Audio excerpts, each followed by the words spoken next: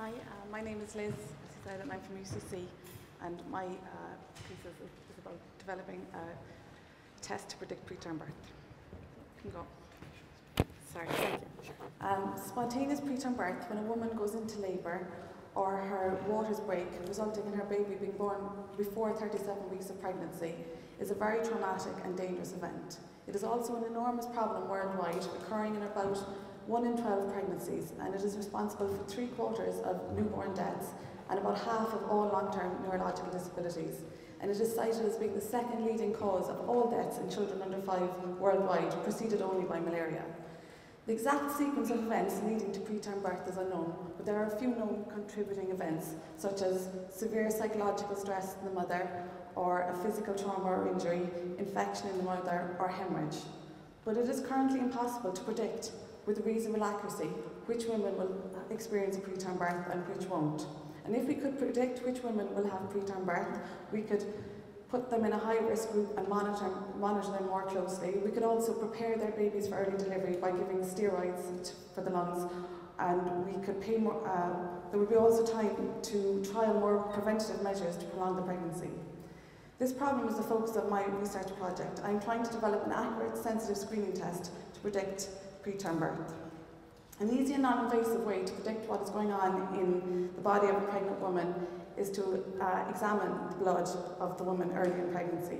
We do this by measuring thousands of small weight chemicals in the blood of these women and have a unique profile for the women at this time point.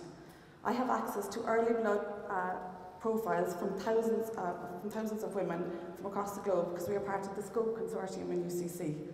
So I have, for each woman, I have 2 different groups of women. I have women that have given birth preterm and women that have given birth a healthy full term.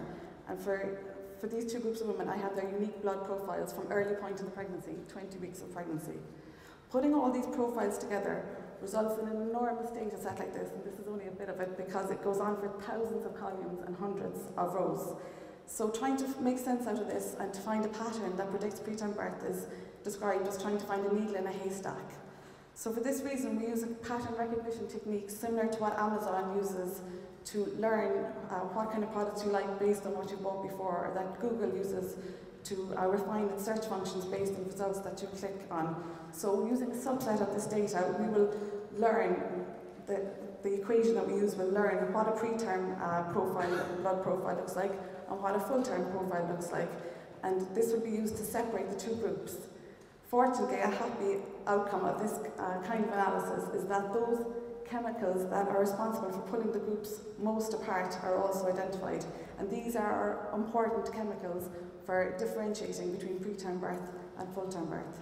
So these chemicals are what will be used to develop then the screening test that can be given to a woman at 15 weeks of pregnancy to determine whether she is at high risk of giving a preterm birth or not. And by doing so, we can reduce the risks associated with preterm birth. Thank you.